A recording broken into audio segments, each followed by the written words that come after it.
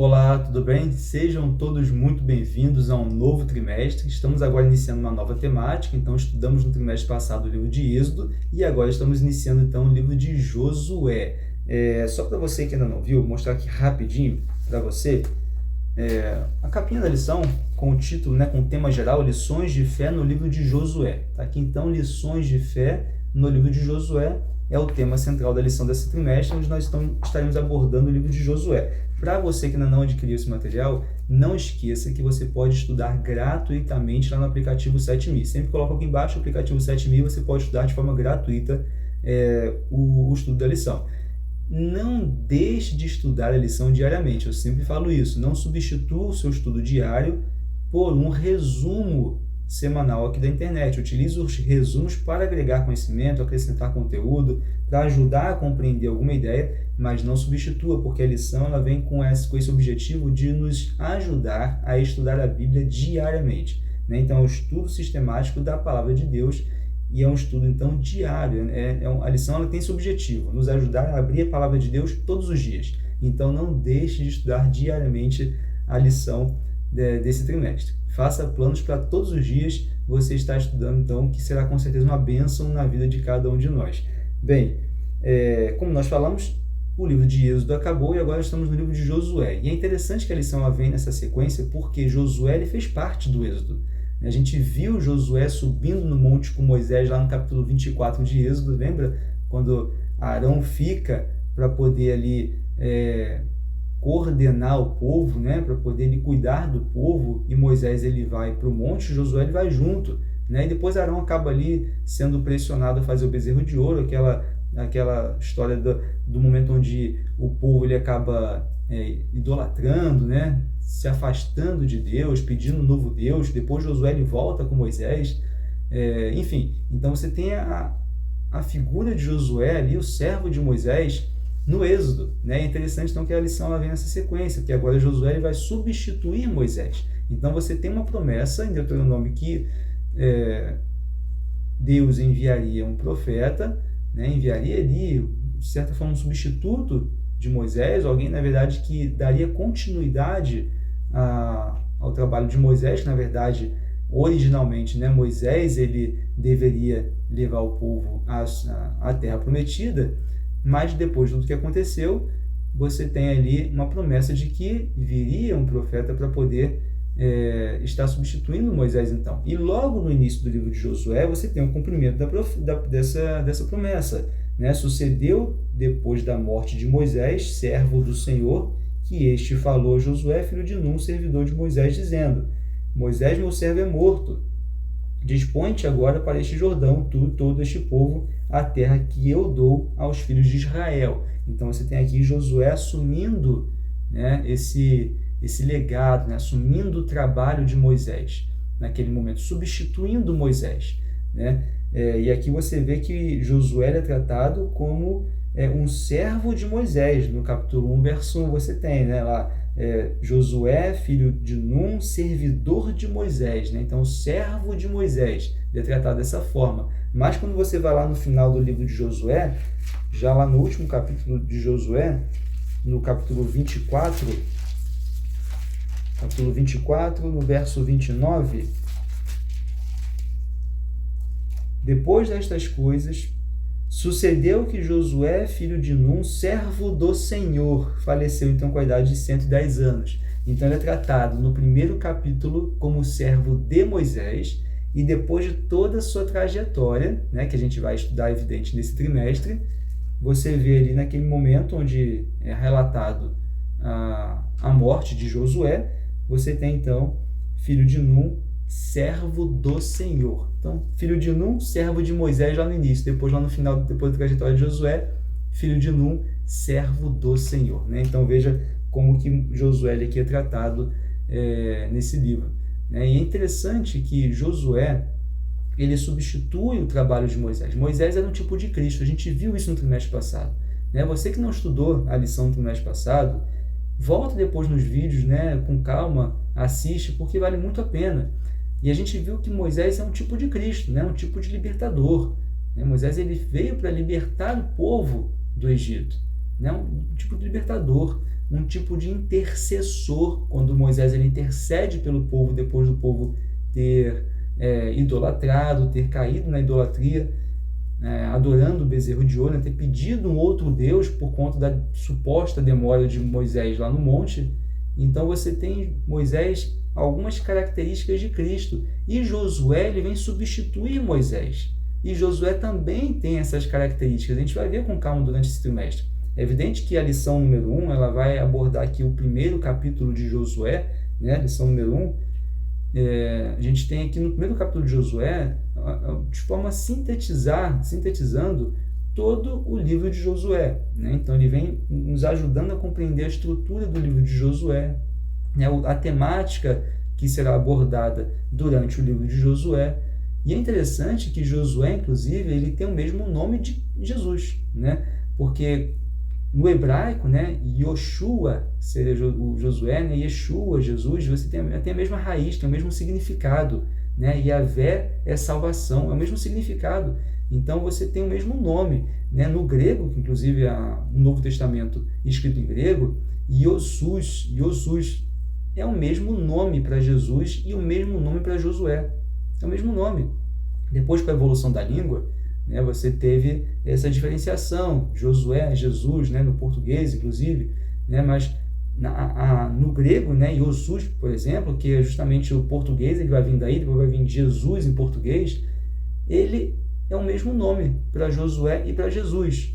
Então veja essa relação bem estreita de Josué com Jesus. A gente vai ver isso nesse trimestre. A gente vai ver nas características de Josué justamente características de Cristo, assim como a gente viu com Moisés.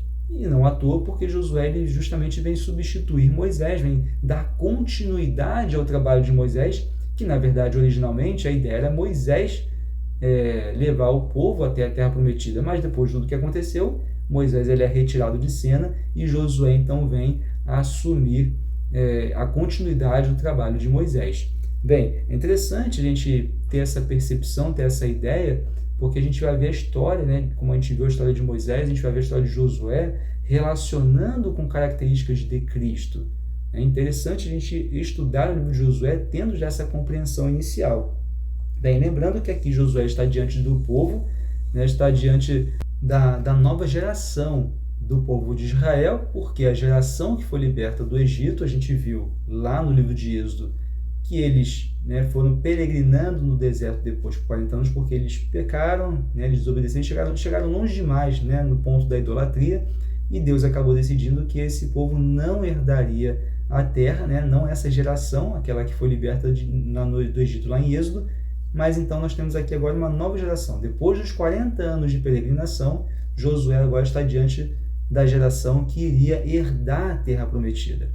É interessante que no livro anterior, que é o livro de Deuteronômio, justamente é um livro onde Moisés ele dá instruções para esse povo, para essa geração, relembra inclusive os 10 mandamentos, enfim, e relembra de toda a história, de tudo aquilo que Deus fez pelo povo, porque essa geração não foi a geração que foi liberta do Egito. Então Moisés ele vai aqui contando a história, relembrando muitas coisas, mostrando tudo que Deus tinha feito, dando instruções para que então ali esse povo estivesse preparado para herdar a terra prometida. Então é um povo que está ali justamente ansioso para herdar a terra prometida. Depois de tudo que é relatado para eles, depois de tudo que aconteceu, eles então estão ali prontos para herdar a terra prometida, e agora sob a liderança de Josué. Então Josué está ali diante dessa nova geração, a geração que iria então herdar a terra prometida. E aqui então no capítulo 1 de Josué, nós temos no verso 10, a ordem de Deus justamente para atravessar o Jordão. Você tem no verso 10, diz assim: então deu ordem Josué aos príncipes do povo, dizendo: passai pelo meio do arraial e ordenai ao povo, dizendo: provede-vos de comida, porque dentro de 3 dias passarei este Jordão, para que entreis na terra que vos dá o Senhor vosso Deus para possuir. Então tem uma preparação para esse momento, proverdes de comida, porque em 3 dias passareis então o Jordão. logo na sequência, no verso 12, diz: falou Josué aos Rubenitas, aos Gaditas e à meia tribo de Manassés, dizendo: lembrai-vos do que vos ordenou Moisés, servo do Senhor, dizendo: o Senhor, vosso Deus, vos concede descanso e vos dá esta terra. Vossas mulheres, então, vossos meninos, vosso gado, fiquem na terra que Moisés vos deu, deste lado do Jordão, porém vós, todos os valentes, passareis armados na frente de vossos irmãos e os ajudareis, porque essas tribos, né, os Rubenitas, os Gaditas e a meia tribo de Manassés, já tinham herdado a sua parte da terra do lado do Jordão onde eles estavam, mas havia ali o acordo, né, de que quando o povo fosse atravessar o Jordão para justamente herdar a terra prometida, eles iriam então ajudar, eles iriam participar desse momento também, ajudando os seus irmãos das outras tribos para que eles também pudessem ter o mesmo descanso que eles já estavam tendo na terra que eles receberam. Então eles são convocados, você vê aqui toda essa preparação, né? Então tem a questão da provisão da comida, o preparo militar agora, convocando essas tribos que já tinham herdado a sua terra para poder justamente se juntar com as outras tribos para se prepararem militarmente para avançar. É evidente que militarmente, que a gente fala aqui, eles não tinham um poderio militar que, por exemplo, o povo de Canaã tinha, né? Inclusive, a própria lição ela aborda essa ideia, né? Nem o exército do Egito, eles tinham ali capacidade militar para dominar o povo de Canaã, dominar o exército de Canaã, né? Tinha uma muralha que era fortificada, né? Uma muralha quase que intransponível.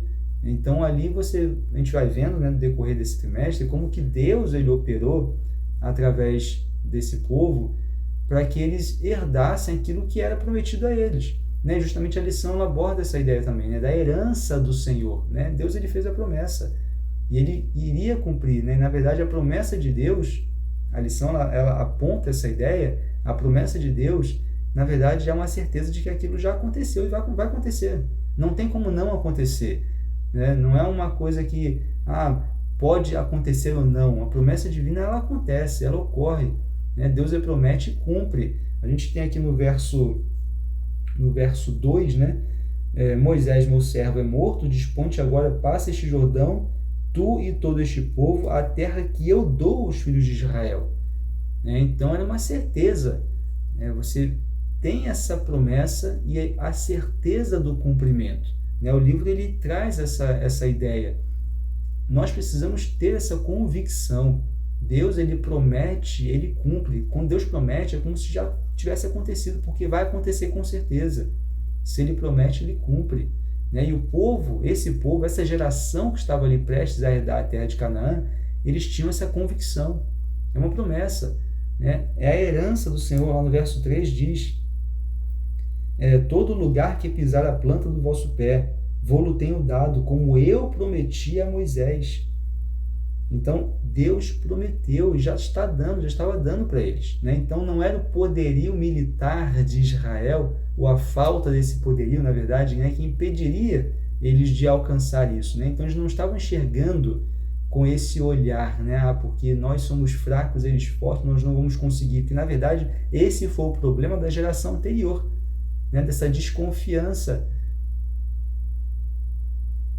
essa falta de confiança em Deus. Quando viam Moisés como seu próprio Deus, tanto que quando Moisés ele demora para retornar lá do monte, demora 40 dias, eles acham que isso é muito tempo e talvez Moisés já tinha ali morrido, e eles falam para Arão: precisamos agora de um outro Deus para nos guiar, como se Moisés fosse o Deus deles. Então eles não tinham essa convicção de que Deus estava ali com eles de fato a todo momento. Ali agora essa nova geração, eles têm essa convicção, essa certeza, e eles vão com fé, com confiança, com a coragem, não no seu exército, mas a coragem que vem do Senhor, na certeza que Deus cumpriria a promessa, justamente de entregar essa terra a eles, a terra prometida. Tanto que aqui no final do capítulo 1, a resposta do povo a essa convocação para herdar a terra prometida, para atravessar o Jordão para herdar a terra prometida, diz assim: então responderam a Josué dizendo, verso 16 em diante: tudo quanto nos ordenaste faremos, e aonde quer que nos enviares iremos. Como em tudo obedecemos a Moisés, assim obedeceremos a ti. Então, somente seja o Senhor teu Deus contigo, como foi com Moisés. Todo homem que se rebelar contra as tuas ordens e não obedecer às tuas palavras em tudo quanto lhe ordenares, será morto. Então, somente ser forte e corajoso. Então, a resposta do povo, justamente, em tudo obedeceremos. Estamos confiantes, mas não na pessoa de Josué, mas confiantes em Deus, porque Deus estava ali guiando o povo e cumpriria a promessa. E a lição justamente traz a descrição do povo de Deus no tempo do fim, lá em Apocalipse capítulo 14, verso 12, Apocalipse capítulo 14, no verso 12, deixa eu só ver aqui para a gente ler juntos, características do povo no tempo do fim. Aqui na ideia das 3 mensagens angélicas, nós temos no verso 12 do capítulo 14, que diz assim: aqui está o que é a perseverança dos santos, os que guardam os mandamentos de Deus e a fé em Jesus. Então, justamente a descrição do povo de Deus no tempo do fim, uma fé que nos leva à obediência. Justamente o que ocorreu com esse povo, com essa geração que estava prestes a herdar a terra prometida. Uma fé que os levou à obediência. Essa é a característica do povo de Deus, uma fé que leva à obediência. Voltando aqui então para o livro de Josué, nós já vimos a ideia então da herança do Senhor, a promessa que é tão certa que vai se cumprir, que é como se ela já tivesse se cumprido, justamente porque não existe a possibilidade de ele não cumprir a sua promessa. E logo na sequência nós temos a ideia do ser forte, seja forte. Lá no verso 7 ao verso 9 do capítulo 1 de Josué, nós lemos o seguinte: tão somente ser forte e muito corajoso, para teres o cuidado de fazer segundo toda a lei que meu servo Moisés te ordenou. Dela não te desvies nem para a direita, nem para a esquerda, para que sejas bem-sucedido por onde quer que andares. Não cesses de falar deste livro da lei, antes medita nele dia e noite, para que tenhas cuidado de fazer segundo tudo quanto nele está escrito. Então prosperar no teu caminho e serás bem-sucedido. Bem, aqui a gente vê que o desafio era tão grande na conquista de Canaã, as muralhas aparentemente intransponíveis, que parecia algo impossível. Mas Deus, ele fala então para Moisés que ser forte, ser corajoso. E como nós falamos, não é ser forte e corajoso militarmente, mas é ser forte e corajoso na certeza que Deus estava conduzindo ele. E aqui nós temos a resposta, porque o título da lição dessa semana é Receita para o Sucesso. E aqui nós temos justamente a resposta do que é a receita para o sucesso. Quando diz lá no verso 7. Tão somente ser forte e muito corajoso, para teres o cuidado de fazer segundo toda a lei que meu servo Moisés te ordenou, não te desviando nem para a direita nem para a esquerda, para que sejas bem-sucedido por onde quer que andares. Então, qual é a receita do sucesso? Ser forte e corajoso, fazer segundo toda a lei, obedecer a lei, não se desviando, dessa forma será bem-sucedido. Então veja a importância da obediência, uma obediência que é uma resposta à fé, que é a característica do povo nos últimos momentos. Aqueles que guardam os mandamentos de Deus e têm a fé em Jesus, é uma fé que leva à obediência. Olha a receita para o sucesso. Esse é o sucesso do cristão. Você justamente compreender a vontade de Deus na sua vida e executar essa vontade de Deus, baseado na sua fé, que o levará à obediência. E justamente essa coragem e essa força vindo do Senhor, não na nossa própria força, não no nosso próprio poder de fazer algo ou alcançar algo, mas em Deus. Interessante, lá em Efésios capítulo 6, deixa eu abrir aqui rapidinho, Efésios capítulo 6, Efésios capítulo 6, no verso 10 a 18, nós temos a armadura de Deus. Quanto ao mais, sede fortalecidos no Senhor e na força do seu poder. Verso 10 do capítulo 6 de Efésios. revestindo-vos de toda a armadura de Deus para poderdes ficar firmes contra as ciladas do diabo. Porque a nossa luta não é contra o sangue e a carne, e sim contra os principados e potestades, contra os dominadores deste mundo tenebroso, contra as forças espirituais do mal, nas regiões celestes. Portanto, tomai toda a armadura de Deus para que possais resistir no dia mau, e depois de terdes vencido tudo, permanecer inabaláveis. Estais, pois, firmes, cingindo-vos com a verdade e vestindo-vos da couraça da justiça. Calçai os pés com a preparação do evangelho da paz, embaraçando sempre o escudo da fé, com o qual podereis apagar todos os dardos inflamados do maligno. Tomai também o capacete da salvação e a espada do Espírito, que é a palavra de Deus, com toda oração e súplica, orando em todo o tempo no Espírito, e para isto vigiando com toda perseverança e súplica por todos os santos. Então perceba claramente, né, uma relação íntima desse texto de Efésios com a orientação divina a Moisés para que ele pudesse ser forte e corajoso naquele momento. Veja, sede fortalecidos no Senhor, né? É justamente a mesma ideia, mesma orientação para Josué. Essa força, essa coragem não era dele, não era através do poderio militar de Israel, que na verdade não tinha praticamente poderio militar nenhum comparado à terra, né? ao poderio militar do povo da terra onde eles iriam ali conquistar. Mas era para ser fortalecidos no Senhor, como diz aqui o livro de Efésios.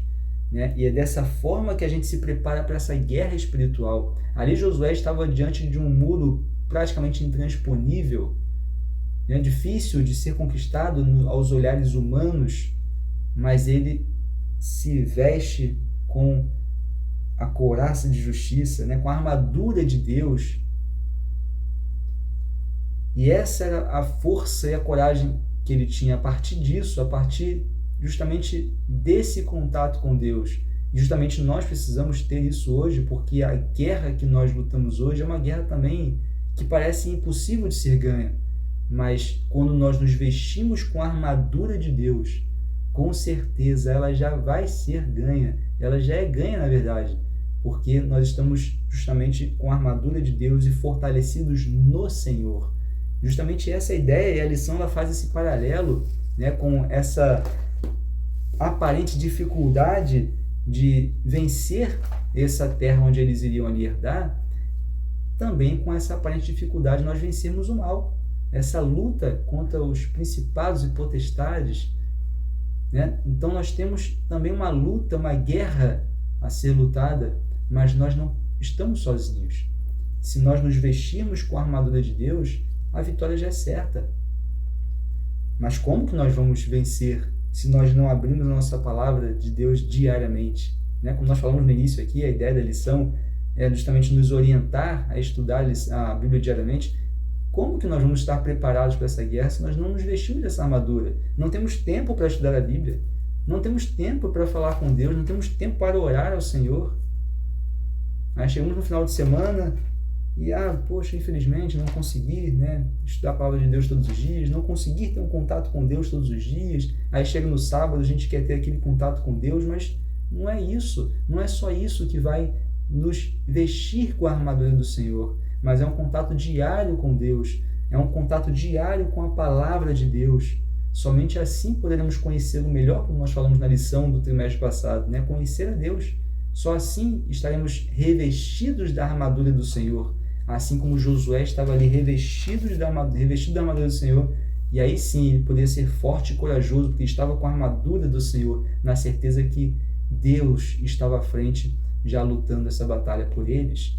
Né? Essa é a ideia da lição inicial. E quando fala de próspero e bem-sucedido, eu separei um texto aqui da lição que diz assim: o verdadeiro sucesso é viver em harmonia com os valores e princípios espirituais que estão na base do mundo, criado por Deus e que são expressos em sua lei. Então, ser bem-sucedido, né? Ser próspero, né? Ter sucesso, não é exatamente da maneira que o mundo prega hoje, né? Que é você ter um sucesso apenas financeiro na sua vida. A pessoa bem-sucedida hoje é aquela pessoa que aparentemente tem um poderio financeiro importante. E aí todos olham para essa pessoa e dizem, nossa, essa pessoa é bem-sucedida. Mas na verdade aqui a gente está estudando de uma outra forma de enxergar essa ideia de ser bem-sucedido, de ter sucesso. Sucesso é você justamente compreender a vontade de Deus na sua vida. E a vontade de Deus na nossa vida é que nós possamos alcançar a vida eterna em Cristo Jesus. E de que forma nós podemos alcançar isso? É tendo contato com Ele diariamente. É buscando esse contato que vai nos fortalecer para obedecer a sua lei através da fé em Cristo Jesus. Sendo que essa é a característica do povo remanescente, aqueles que guardam os mandamentos de Deus e têm a fé em Jesus. Então que Deus possa nos ajudar durante esse trimestre a compreender toda essa temática, porque como nós falamos, o livro, capítulo 1 de Josué, ele apenas sintetiza aquilo que nós vamos ver de forma mais detalhada durante todo o trimestre. Que Deus possa nos abençoar nesse trimestre, que possamos compreender todas essas lições de fé no livro de Josué, que é o título geral da lição, para que nós possamos exercer também a nossa fé, porque a ideia é essa, nós estudarmos a história de Josué e dessa forma buscarmos também ter fé, para que possamos estar preparados a cada momento para herdar então a nossa terra prometida, as mansões celestiais, que em breve Jesus voltará e então nos entregará aquilo que ele já prometeu e por ele prometer, sem dúvida nenhuma, será cumprido. Então possamos confiar nisso, ter fé e a partir dessa fé nos levar a uma obediência sincera ao Senhor, como forma de gratidão por tudo aquilo que ele já fez por cada um de nós. Que Deus te abençoe, foi um grande prazer estar aqui com você. É apenas o início do trimestre e a gente se vê então na próxima semana na lição de número 2. Até lá!